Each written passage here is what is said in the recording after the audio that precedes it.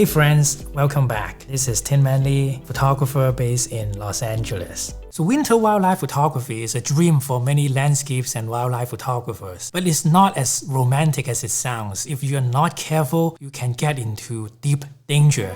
And in this video, I'm going to share with you 4 things that you must prepare before you ever plan to go to Yellowstone in the winter. And I learned it the very hard way. So definitely check it out. And I'm also gonna share with you why I decided to quit my 6-figure job. So Yellowstone is very cold in winter. Sometimes it reaches to minus 40 degrees. I still remember one early morning, right at sunrise, I drove to a place called Soda Butte Creek Parking, near the parking space. I read the temperature, it was minus 25. I didn't want to get out of the car, I was just driving on the road. And then I saw 2 of my friends running on the side of the road. I think it's Marcel and Jeremy. So I opened the window and said, "What are you guys doing?" And they said, "Oh, we just saw a wolf further off, just crossing the road, so we want to hike up the hill to take a look." So I quickly just parked my car on a pull out and I ran out, and the moment I got out of the vehicle, it was so cold. My nose almost fell off and my face was just painful feeling the cold. In order to hike up that hill, it was really slippery. So every step I hike up, I slide down. It was just so tough carrying the gear and I couldn't breathe, and every time I breathe in, it's minus 20 degrees. It would just freeze me. It was just so tough.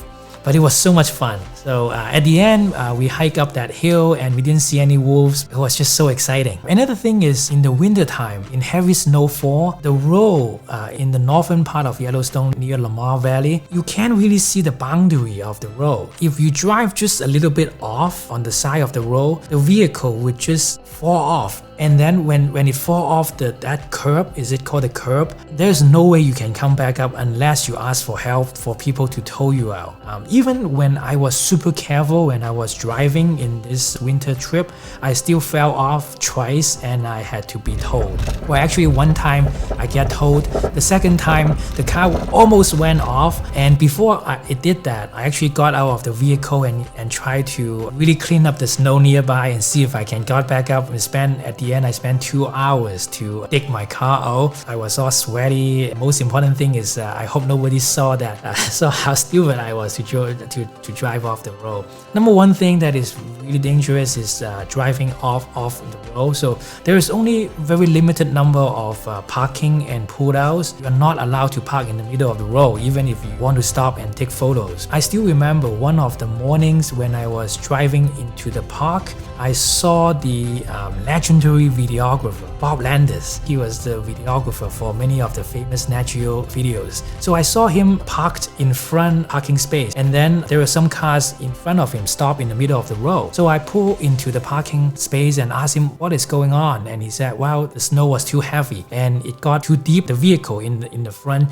just got stuck. Basically, he said it drove into the snow, and because it is so high up in the middle, so the 4 wheels was basically off the road and couldn't get in front, so it got stuck. So that is the second thing that can be quite dangerous in winter time in Yellowstone. So the third thing that's also very dangerous in Yellowstone is storm and whiteout. I still remember that one day Vicky, Dwight and I were photographing with Max, and we couldn't find any wolf, of course. And I was just joking with Max because Max had just won the category in the prestigious Wildlife Photographer of the Year award, black and white category, of a bison. So I said, "Hey Max, why don't we go take photos of bison, right? Learning from the master."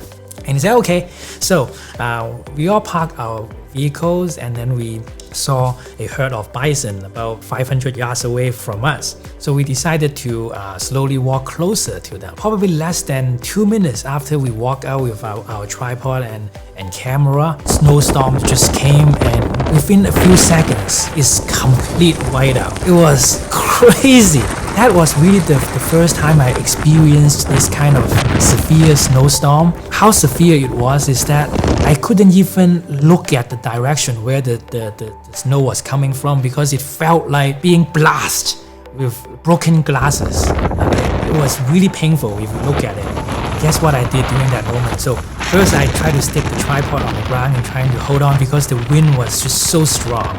And the second thing was I actually brought my iPhone out and was taking some selfies and saying how cool, I love this. And then I point my camera to Max and look at how crazy he was.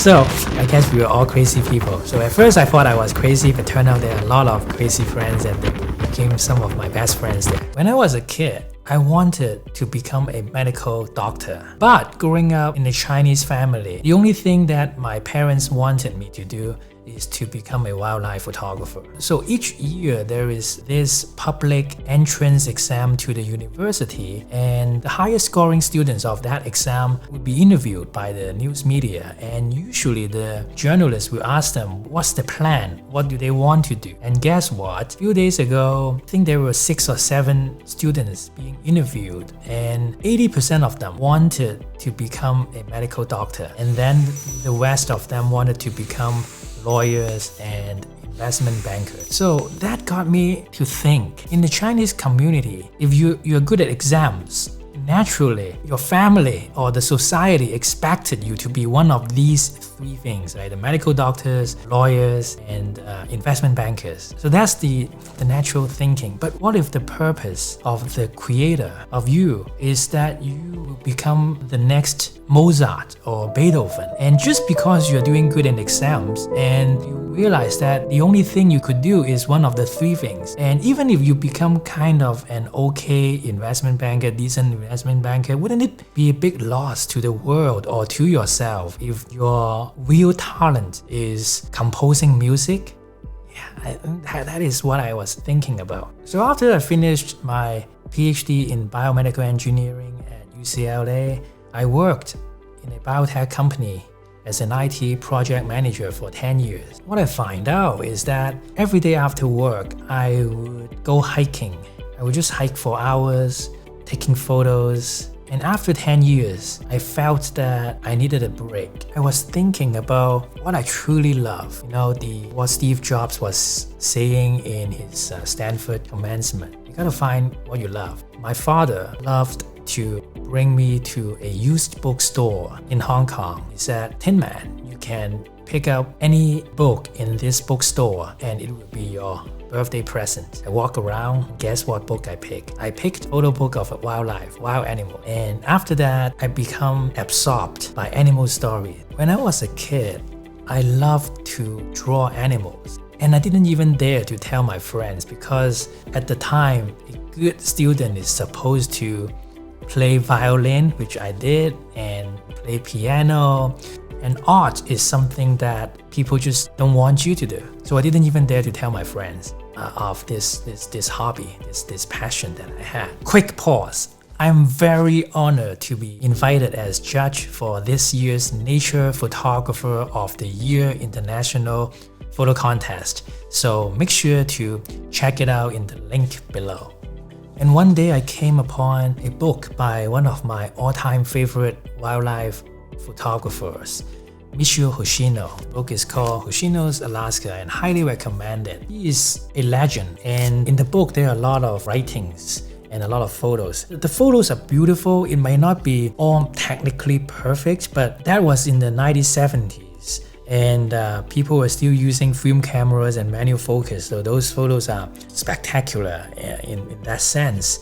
But what I could feel in those photos were his deep love of wildlife and nature. And in one of the paragraphs in his books, I realized that the favorite book of his childhood is actually Ernest Seton's books. And I was amazed. He actually left Japan and go to Alaska and spent his whole life in Alaska being a wildlife photographer. So I have been photographing wildlife for more than 10 years. And one of the species that I never had a good photos of was gray wolf. Indeed, I never even felt that it would be possible to get a good photos of a wolf. I had a few chances encounter with them when I was visiting Yellowstone, but most of the time they were really far away. And when they are closer, they were usually in an area that was messy, distracting background. You're either shooting up and down. Never a good photo, and even those would be so rare. I may be able to see those once in a few years.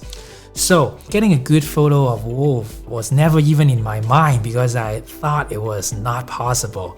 Until one year, my good friend Henrik asked me to go to look for wolves together in Yellowstone. And I was like, okay, we'll just spend maybe a day or two to look for wolves in the northern part of Yellowstone, and then we will go down to the Grand Tetons for other stuff. And the first day we really didn't see anything. And I thought, see, that is impossible. I was in Yellowstone photographing bobcats in the winter with my good friends, Melissa Grew, Donald Quintana, and Mary. And we were so lucky to run into a legendary photographer, and he was under an assignment to photograph wolves in Yellowstone. And he was really famous in putting those camera traps where, you know, when the animals walked through like infrared, they have the sensors and then they will trigger the camera to take a photo. So he told us that he put, I don't know, 50, 100 cameras all over the place with their permits to try to get photos of the wolves. But after a few months, not only did he not get a single photo of the wolf, he said that the wolves actually were able to destroy every single one of these cameras from behind. So the wires were all ruined and the camera were not able to get any photos. At the time, the photographer looked disappointed, devastated, but deep in my mind, I was like, wow, these wolves were so awesome. They were so cool. And I felt that, wow, if one day I could get a photo of a wolf, that would be the happiest moment in my life. So that really started my deep respect to wolves. And let me tell you how difficult it is to get good photos of wolves. So I just look at my phone. So the size of Yellowstone is 2 million acres, and there are only about 80 to 100 great wolves in the park. These wolves all belong to packs. That means the chance of you seeing the wolf is even lower because they do not go individually. So back to my trip with Henrik. So on the second day, so we were just driving on the road, and I said, forget it, let's just go to Grand Teton already. And out of nowhere, I said, like, what are those things swimming across the river? We looked outside and we saw, I guess, 6 to 10 wolves just crossed right in front of us. It was just absolutely crazy. And so we got a close encounter with a wolf. And after that eye contact, after that moment that felt like an eternity, I was completely hooked to wolf, and I want to come back and look for wolves. In the December of 2020, there was just too many things happening in my life. I just had a breakup. I was devastated, and there were also a series of things happening in my life. Some people close to me passed away, and I just needed a break. So I still remember I spent the first 40 days. I saw wolves here and there, but there was never a time when I could get a photo that I was happy about, until probably like the 45th day, when finally I was able to see this famous white wolf, the alpha female of the Wapiti pack, and she was gorgeous. So when I finally see her and got to see her elegance, I still remember the time when everybody were waiting, and because the whole pack of wolves were showing up one by one, and when the white wolf showed up from a distance, everybody just was so quiet. You saw that she was coming, and all the wolves also stopped because she's the alpha female, so they were looking at her, and she came and she walked in such an elegant way, and all I had was just admiration. It's just so beautiful, and I felt that the whole trip was worth it for just one glimpse of this beautiful, amazing, wild wolf. So what I learned from this Yellowstone trip was I went there with a lot of devastation, frustration, but being in the wilderness, enjoying the moment is something that I should really count my blessing on. So that is a good reminder. And in these 60 days, I met so many amazing people, make a lot of new friends, and met a lot of old friends. And they are the same species as me. That's what I want to say. So remember back in the days, I didn't even dare to tell people I love wildlife, I love to paint pictures of them. But here, these people all share the same passion. It was just an amazing experience to meet them, and I can't wait to go back and see them again. So originally, I was planning to quit my job after I worked there for 10 years.